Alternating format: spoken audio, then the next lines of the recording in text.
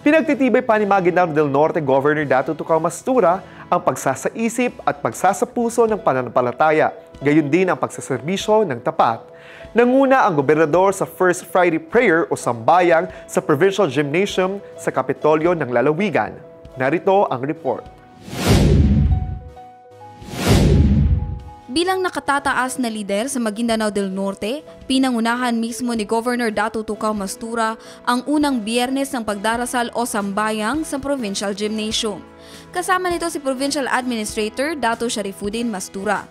Mensahe sa kutba o sermon ang paalala na ang pagsiserbisyo sa gobyerno ay hindi dapat nakakasagabal sa pananampalataya kay Allah.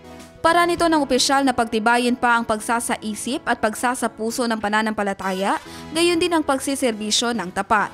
Bahagi ito ng pagtataguyod ng gobernador ng spiritual renewal at pagseserbisyo na mula sa puso.